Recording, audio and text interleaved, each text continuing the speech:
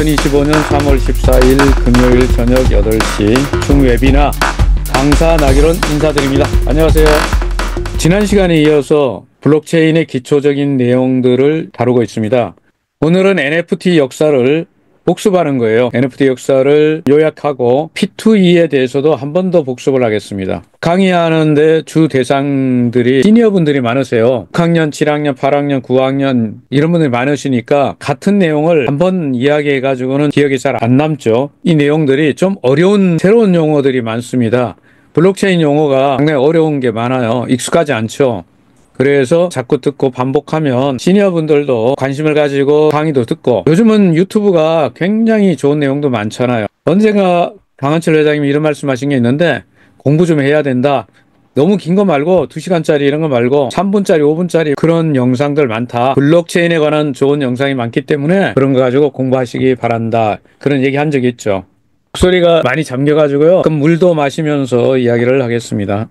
오늘 강의는 NFT 역사와 P2E 비전을 1부 하고 2부를 다음 주에 아직 예정입니다만 수요일 날 강의하시는 강사님이 이번에 필리핀 일정이 있어서 수요일 날 저녁 제가 한번 해야 되고, 금요일. 그래서 다음 주 2번을 하면 NFT와 P2E, 그 메타버스를 연속으로 계속 강의를 할 생각입니다. 제 강의는 끝나면 영상을 녹화해서 유튜브 채널에 올려놓습니다. 채널에 들어가서 이 영상을 보시면 되는데, 오늘 강의 끝나면 내일하고 모레 사이에 동영상을 올려놓겠습니다. 공지사항이 하나 있습니다. 이미 텔레그램에서 보신 분들이 계시는데, 이 공지사항은 저 말고도 많은 강사님들이 앞으로 여러 번 공지할 거예요. 굉장히 중요하기 때문에 그렇습니다. 앞으로 텔레그램에서 1대1 기능을 사용하지 않습니다.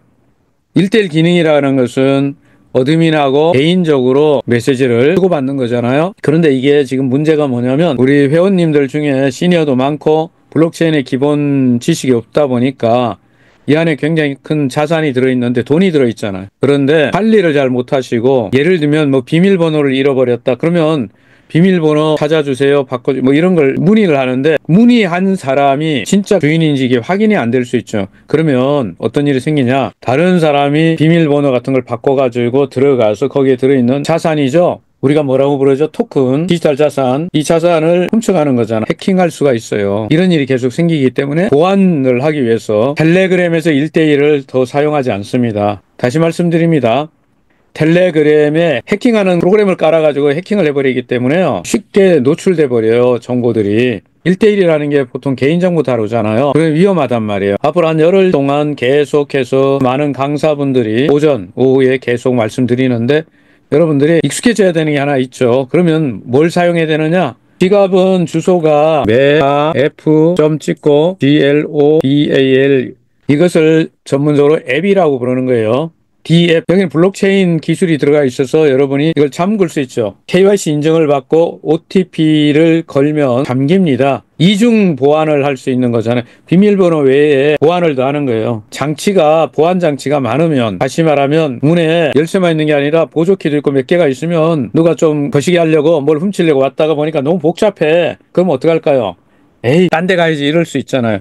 그래서 일단 보안 걸어놓은 데가 어디예요? meta.f.global이죠. 여기에서 뭐 하는 거, 보안은 물론 당연히 걸어놓아야 됩니다. 이번에 긴급하게 새로운 문의 기능이 추가됐습니다. 지금은 아직 텍스트만 입력되는데 빠른 시간 안에 사진, 비디오 이런 것들이 업로드가 가능해집니다. 이게 어디 있느냐, 메뉴 중에서 보시면 요 사람 요거 누르게 되면 여기 뜨죠. 마이 페이지, 입출금, 보안센터, 그 밑에 계정 관리가 있고, 그 바로 밑에 설정 위에 1대1 문의, 이렇게 칸이 떠 있죠. 자, 여기다 문의를 하면 됩니다. 글쓰기가 나오잖아요. 이렇게 글쓰기를 눌러서 문의하시고 싶은 걸 문의할 때 카테고리가 많이 있어요. 세분화되어 있는데 확대해서 보여드리려고 요거 카테고리, 회원 가입에 관련된 거, 로그인 관련된 거, 비밀번호 혹은 OTP 관련된 문의할 때, KYC 인증 관련돼서 문의할 때, 그리고 재화, 토큰 말하는 거예요.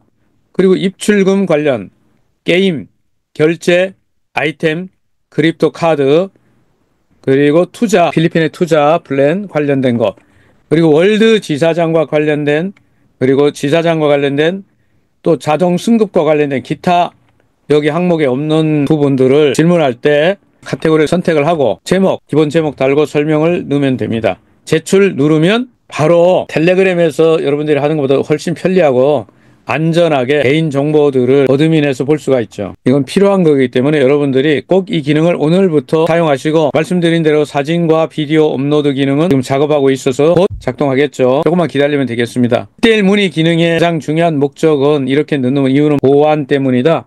보안을 강화하기 위한 것이다.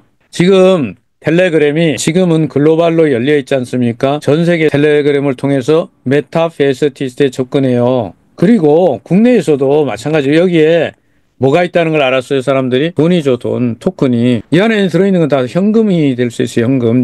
예를 들면 USDT라는 게 있죠. 이거는 현금이죠. 현금. 인출해서 바로 현금으로 쓸 수 있는 거란 말입니다. 배당을 받아요. S토큰 때문에 배당을 받으면 USDT가 생기죠.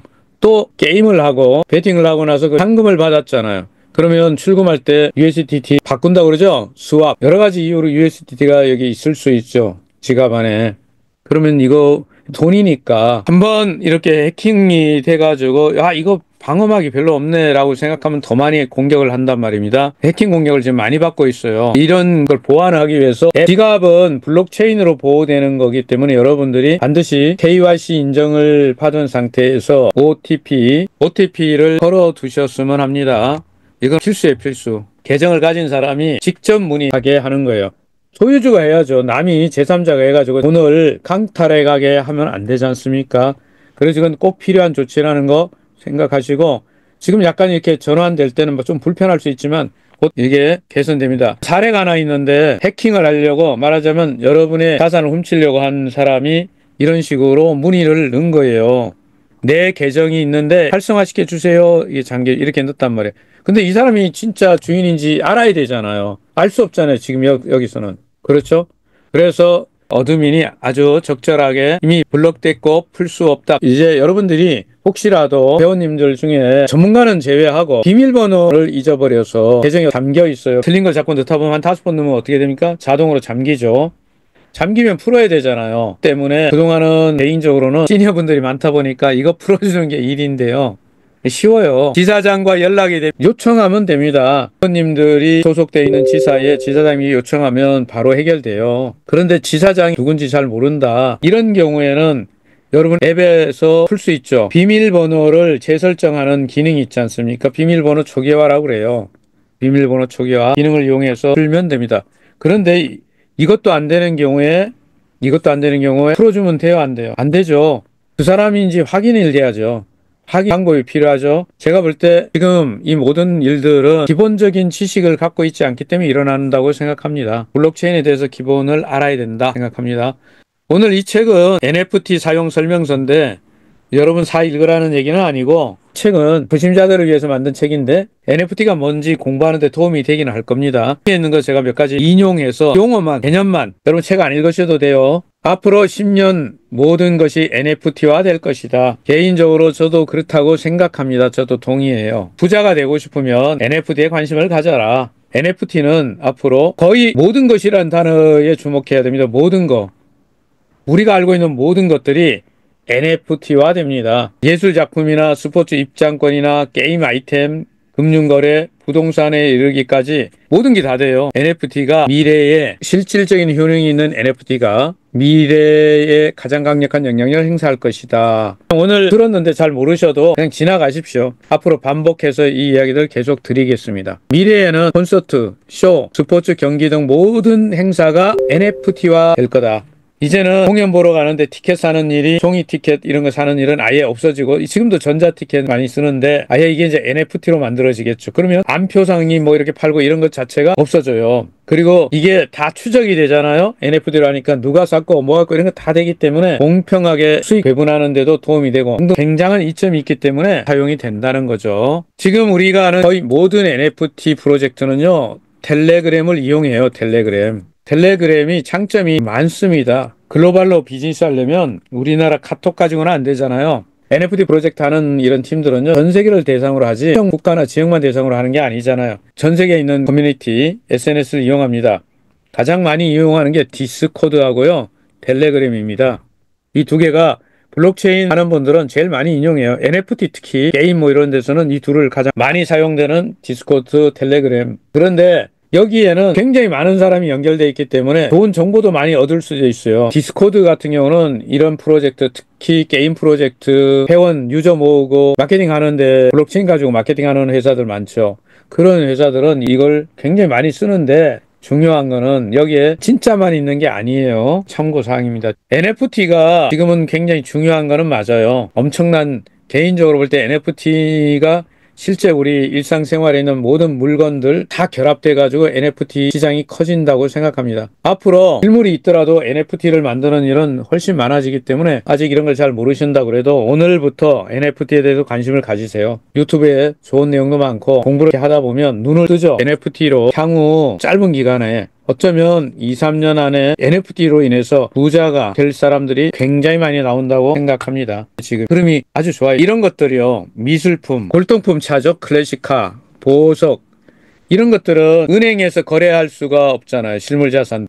이거 뭐 어떻게 거래를 해요? 그렇기 때문에 이런 것들은 엄청 또 고가일 수 있잖아요. 고가. 이건 NFT를 만든다고요. 이렇게 NFT화 하는 걸 뭐라고 부르냐면 토큰화라고 부릅니다. NFT 같은 이런 토큰으로 만든다는 거예요. 요거 뒤에서 좀 더 설명드리도록 하겠습니다. 450만 달러짜리 1955년 메르세데스 벤츠가 있다. 이 희귀 자동차인데 이런 자동차 갖고 싶어하는 사람은 전 세계 수백만 명이 될 거다. 그런데 진짜로 이 차를 살 수 있는 사람은 얼마 없겠죠. 소수밖에 없겠죠. 그런데 이걸 어떻게 해요? NFT를 만들어요. 이 차에 대한 NFT를 한 100만 개를 만드는 거예요. 100만 개를 만들어 가지고 판매를 했더니 이 차를 사고 싶은 사람이 이런 걸 뭐라고 그럽니까? 대리 만족이라고 그러나? 어쨌든 내가 그 차에 100만 분의 1을 소유한 거 아니에요. 예를 들면 NFT 최초 가격을 4.5달러로 메르세데스 벤츠를 NFT화 했다. 그러면 달러만 가지면 나는 벤츠 차에 얼마를 소유했어요? 100만 분의 1을 소유한 거잖아요. 야, 나 말이야. 벤츠 갖고 있어. 사람들은, 우리 모두는 어떤 거를 소유하고 싶어 하는 그런 거 있지 않습니까? 이렇게 되면 NFT화 비유동성 자산이 유동자산으로 바뀌어서 거래가 가능해지는 거죠. NFT화 하는 추세는 계속 발전하고 있고요. 지난 시간인가 제가 그래프를 보여줬는데 비트코인이나 이런 게 막 출렁거릴 때도 다른 게 이렇게 떨어질 때 NFT는 지금 어떻게 해요? 상승하더라. 지금 굉장히 곡선이 꺾이지 않고 올라가요, 이게. 저점을 지나갔다고 저는 생각합니다. 지금 NFT가 뭐지? 오늘 처음 들어는 분은 조금 공부하시기 바라고요. 몇 번 들은 분들이 있으면 이제 이런 얘기가, NFT를 초심자들이 살 때 사기 당하지 않도록 조심하는 게 첫 번째 할 일이에요. 이놈의 오프라인에도 많지만요, 온라인에도 이 사기꾼들이 굉장히 많습니다. 그래서 여러분들이 이런 거 살 때 참고로 살 수 있는 마켓은 굉장히 많아요. 전 세계 아마 수백 개도 넘게, 여러분이 들어가 볼 수 있는데 수백 개도 넘는데, 그런데 아무데나 또 잘 모르는 거 그냥 덜커덕 하지 마시고 아는 걸 하세요. 아는 거. 오픈시라든가 이렇게 알려진데 평판이 괜찮은 데서 사야 되고, 프로젝트 팀도요 조사해야 돼요. 온라인은 속일 수 있는 방법이 너무 많아요. 모조품 가짜 진짜 많습니다. 가짜 이런 걸 만들어 가지고 진짜처럼 보이게 할 수 있어요. 연출을. 그런 것들을 혹시라도 NFT 좋다고 그랬더니 아무거나 다 좋은 게 아닙니다. 가짜 많다. 진짜를 사야 됩니다. NFT에서 가장 중요한 단어 하나가 NFT와 관계돼서 P2E가 있어요. P2E. Play to earn. 게임을, 플레이라는 건 게임하다 이런 말이죠. 게임을 해서 to earn. earn은 돈을 벌다죠. 게임을 해서 수익을 내다 이런 말이에요. P2E. P2E가 지금 급부상하고 있다. 어떤 사람들은 야, 게임의 본질은 순수하게 재밌게 해야 되는데 이렇게 말하는데 맞는 말이긴 하지만, 지금은 게임을 재미로 하는 사람도 있긴 하지만 사실 엑시 인피니티나 이런 게임들을 엄청난 사람 수백만이 달라붙어서 게임을 했던 이유가 뭘까요? 돈 벌려고 한 거죠. 지금 블록체인에 관심을 갖고 많은 사람들이 뛰어들고 하는 게 왜요? 돈이죠. 수익이죠. 재밌는 것, 흥미로운 것 필요하다니까. 그렇지만 진짜 중요한 건 수익 창출. 엑시 같은 경우는 200만이 넘잖아요. 그 이유가 뒤에서 한 번 더 설명합니다. 게임을 하면 돈이 벌린다는 것 때문에 그랬어요. 이게 앞으로 NFT가 갈 방향입니다. 방향이 이렇게 설정됐습니다. 여기 NFT에 있어서 가장 큰 장애물은 뭐냐? NFT의 현재 가장 큰 장애물이 뭐냐? 이건 제가 한 말이 아니고 책의 저자가 한 말인데, 가장 큰 장애물은 대부분 사람들이 암호화폐 사용하는 데 익숙치 않다는 점이다. 굉장히 많은 분들이 NFT 들어보긴 해도 블록체인 이런 것에 대해서 지금 잘 몰라요. 특히 대한민국에서 시니어분들이 많지 않습니까? 이런 걸 배운 세대가 아니잖아요. 요즘 젊은 세대는 뭐 태어날 때부터 이런 걸 디지털에 익숙했겠지만 지금 6학년, 7학년, 8학년, 9학년인 분들은 NFT를 전혀 모를 수 있죠. 블록체인 어렵잖아요. 익숙하지 않다는 거, 암호화폐까지 않다는 거, 그리고 사회적으로 여전히 참고로 우리나라에서 암호화폐를 가상자산이라고 그러죠. 여전히 사회적으로 어떨까요? 불신이 많죠. 가격 변동성이 너무 크잖아요. 최근에도 비트코인이 트럼프 대통령이 한마디 하면 쫙 올라가고 또 한마디 하니까 어떻게 돼요? 쭉쭉쭉 빠지고 이래서 사람들이 불안하죠. 이런 것들이 현재까지는 아직까지는 불신을 갖는 이유 중에 하나가 되죠. 이 NFT가 뭐냐 분류를 유가증권이냐 세금을 어떻게 때리냐 규제를 어떻게 하냐 뭐 이런 거에 대해서 어떤 나라는 암호화폐를 아예 금지하는 나라도 있고 등등 이런 것들이 아직까지는 제 개인 의견입니다. 아직은 시장이 팽창해서 성숙한 시장은 아니에요. 지금 뭐 블록체인 역사를 2008년부터 공식적인 역사인데 얼마 안 됐잖아요. 20년도 안 됐는데 짧은 역사에 비해서 시장에서 자리 잡은 걸로 본다면 엄청나게 빠른 속도로 자리 잡았어요. 자산으로 보면 어마어마하게 큰 시장을 형성했고요. 속도도 무지 빨라요. 그러나 아직까지 이제 사회적 전반에 걸쳐서 아직 인식이 부족하죠. 불안해하는 사람이 여전히 있다 이런 거. 그런데 말입니다. 사업은 다 된 다음에 다 모든 사람이 다 안심할 때 하면 너무 늦지 않나요? 반보 빨라야 되는 거 아닌가? 한 발은 너무 빠르면 반발자국만 빨리 움직이면 된다. 누가 그런 얘기 하던데. NFT의 가장 중요한 특징 중에 하나는요. 이게 블록체인이기 때문에 예를 들어 NFT는 주로 이더 기반에서 하잖아요. 이더리움. 그러면 이더스캔에서 볼 수가 있죠. 발행인이 누군지 이렇게 주소를 확인하면 그 NFT가 진짜인지 바로 확인이 되죠. 실질적으로 미술품이나 수집품이요. 가짜가 엄청나게 많대요. 읽어보니까 전 세계에 유통되는 미술품, 골동품 이런 것들이 50% 정도가요. 가짜래요. 전 세계에. 처음에 보면 비슷하게 보여가지고 전문가가 아니면 구분이 안 되는 거 쫙 많잖아요. 그런데 NFT는 어때요? 이런 게 없어요. 이거는 블록체인에 의해서 소유권 한번 딱 기록된 것들이 계속 따라다니기 때문에 출처도 소유권 이동 기록도 다 블록체인으로 딱 기록됩니다. 변경이 안 됩니다. 그래서 진품인가 아닌가를 확인하는 게 너무 쉬운 거죠. 그래서 NFT에 대해서 앞에서 설명했지만 NFT도 가짜들이 많으니까 프로젝트 혹시 참여할래 알아볼 땐 조심자는 잘 모르는데 쉽게 덤벼들지는 말아야 한다. 아는 거 해야 돼. 아는 거. NFT라고 다 똑같지 않습니다. 제대로 된 거 정상적인 걸 찾아야 해요. 메타버스와 NFT 이런 게임들은 시장이 어떻게 될 것인가. 저 개인적으로는 다 결합해가지고 거대 시장이 되는데 그 시장이 어디서 있느냐는 거죠. 현실 세계 아니요. 가상세계. 가상세계 시장이 형성되는데 이 가상세계를 우리가 뭐라고 부르죠?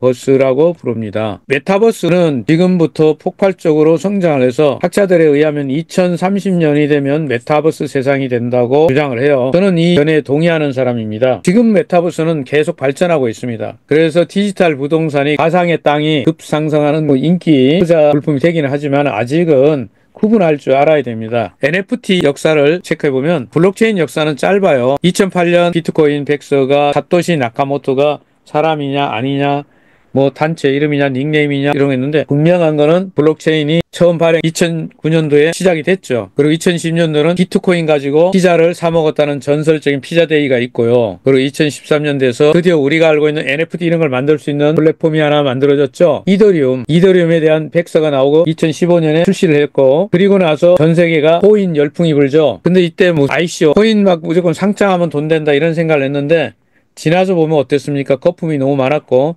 그러다 보니까 한 방 얻어맞아서 2020년대까지는 블록체인 야 이거 다 엉터리야 상당히 심각하게 그랬죠. 이 국가가 발행하는 CBDC 이야기도 나오고 그랬죠. 이게 암호화폐 겨울이라면 이제 2018년도 2020년대가 되면서 조금 상황이 깨어서 드디어 디파이가 사람들의 인식이 되고 관심을 갖고 2021년도에 NFT가 정리되죠. 야 이런 게 NFT야 2021년도에 그리고 나서 2022년도는 타오가 정리되고 지금은 AI 때문에 전 세계 난리고요. 앞으로 2030년도에 메타버스 세상이 된다. 이게 학자들이 이야기하고 있는 흐름이에요. 블록체인 역사로 볼 때 NFT는 2021년도부터 NFT라는 게 명확해진 거예요. 그전까지는 NFT에 대한 개념이 정리가 안 돼 있었어요. 그러면 NFT는 얼마 안 됐잖아요. 2021년도. 2021년도부터 NFT가 사람들에게 인식됐단 말이에요. NFT가 뭔데? 오늘 혹시 처음 오신 분이 계실까봐 Non-Fungible 토큰이다. 우리말로 대체 불가 토큰 혹은 대체 불능 토큰이다 이렇게 불러요. 그러면 대체 불가능이라는 게 뭐냐? 이것도 한마디로 이렇게 정의하면 돼요. 발행한 개수가 한 개인 걸 말해. 총 발행량이 몇 개라고요? 한 개. 우리가 잘 아는 비트코인은 총 2,200만 개. 메타 S 토큰은 발행량이 2억 개. 메타 H죠. 말. 지금 있는 말. NFT 말은 총 개수로 100만 개. 그런데 그 말이 다 다르죠. 말이 다 달라요. 모든 말이 같은 말이 하나도 없죠. 근데 비트코인은 어떨까요? 똑같죠. 말은 다 달라요. 그렇기 때문에 총 발행량이 이론상 뭘게요? 한 개. 발행량이 한 개다. 바꿀 수가 없잖아요. 한 개밖에 없으니까. 그래서 그걸 뭐라 그래요? 대체 불가 토큰이다 이렇게 부르는 거예요. 하나밖에 없는데 어떻게 바꿔? 두 개, 세 개 이래야 바꾸지. 개념을 이해하시면 왜 이런 말을 지었지? Non-Fungible 토큰이 뭐지? 이러신 분이 계신다면 한 개밖에 없어서 그렇다 이 말이에요. 교환이 안 되니까. 그래서 유일하니까 이걸로 뭐를 할 수 있는 거예요? 소유권 증명을 하는 게 가능한 자산 가치가 있고요. 디지털 아트나 음악, 게임 아이템에 적용해서 소유권, 이게 누구 거다, 이게 K 거다, 이게 F 거다 구분할 수 있어요. 소유권. 소유권 증명은 다른 말로 하면 등기 문서랑 같은 역할을 해줘요. 부동산 등기 문서가 부동산 주인이 누구다는 확정져주잖아요. 바로 이게 NFT의 가장 중요한 기술적인 부분이죠.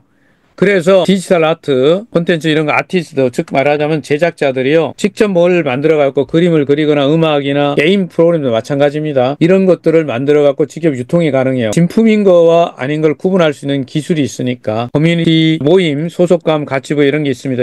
뒤에 또 한번 설명드립니다. NFT에 대해서 이 정도를 이해하시면 NFT에 가서 거의 절반은 이해하신 거예요. 시니어들을 위해 유튜브에 강의를 좀 올려놓은 거 그 내용을 지금 한 번 더 여러분에게 설명드리려고 여기에서 개념 하나를 정리하겠습니다. 오늘 처음 들어오셨지만 이 정도는 알아야겠다. 이 정도는 알아두면 좋겠다 생각하는 단어가 있는데 어려운 단어입니다만 한번 설명드리겠습니다. 토크니제이션, 토큰화, 우리말로 토큰화라고 부릅니다. 토큰으로 만든다 이 뜻이에요. 굉장히 중요한 단어입니다. 그러나 모르셔도 아무 상관없어요. 부동산과 같이 고액 자산을 블록체인 기술을 이용해서 토큰이라는 단위로 잘게 나눈 자산의 유통이나 소유권 분할을 간편하게 한다. 앞에 예를 들어 드렸잖아요. 벤츠차가 있는데 벤츠차 너무 비싸. 그래서 이걸 토큰을 발행해가지고 100만 분의 1, 100만 개 발행하면 그렇게 해서 소유할 수 있게 하는 거예요. 강남에 빌딩이 하나 있는데 엄청 비싸. 대형 빌딩이 하나 있는데 1,000억이든 1조짜리를 저나 여러분이 소유하기가 힘들잖아요. 1조 원. 토큰을 발행하는 거예요. 여기다가.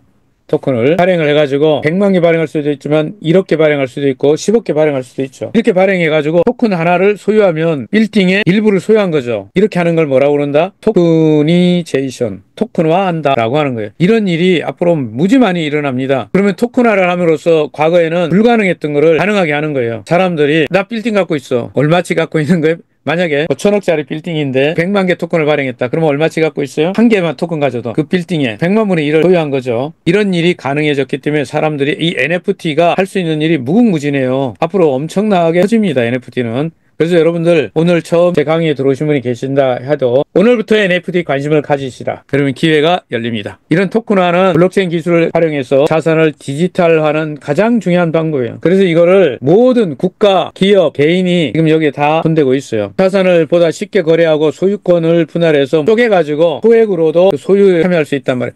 이게 유동성이 좋아지는 거죠. 건물을 여러분이 쉽게 사고 팔지도 못하고 옮기지도 못하는데 토큰화하면 전 세계 한국에 있는 건물을 저쪽 다른 나라에 있는 심지어 아프리카에 있는 누군가도 소유할 수 있어요. 일부.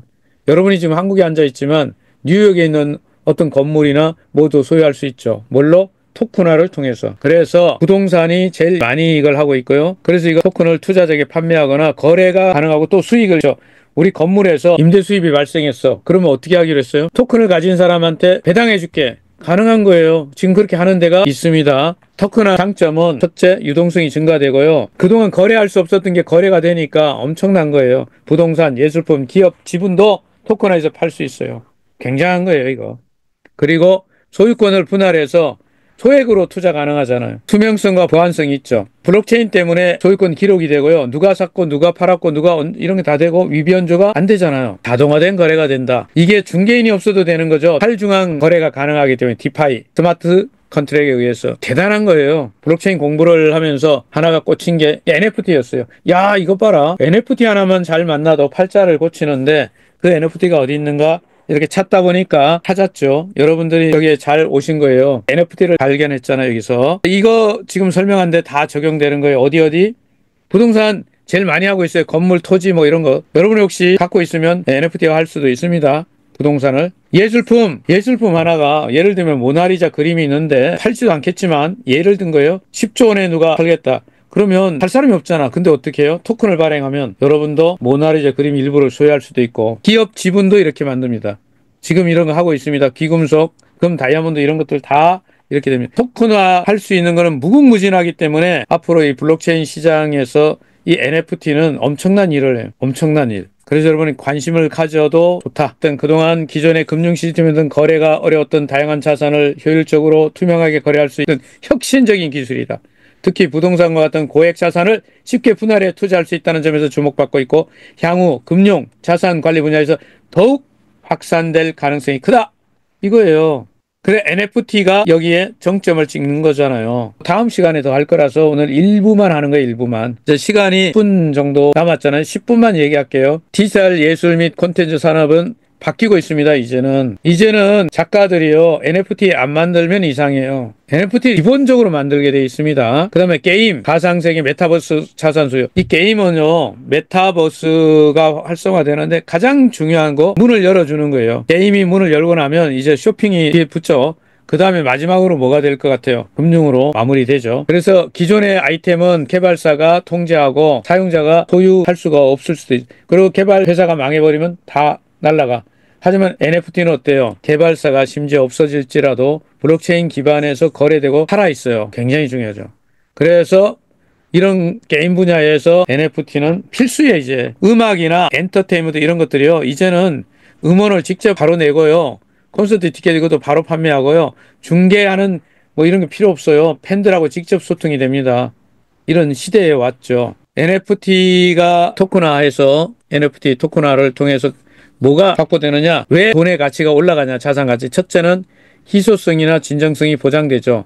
NFT 때문에 복제가 불가능하잖아요. 전 세계 유통되는 이 미술품의 50%가 가짜. 자산의 민주화 접근성이 여러분 부동산을 소액으로도 투자할 수 있고 빌딩에 10만 원치 살 수 있고 만 원어치도 살 수 있고 이거 대단한 거 아닙니까? 그래서 수익도 배당을 받고 중개인이 필요 없다.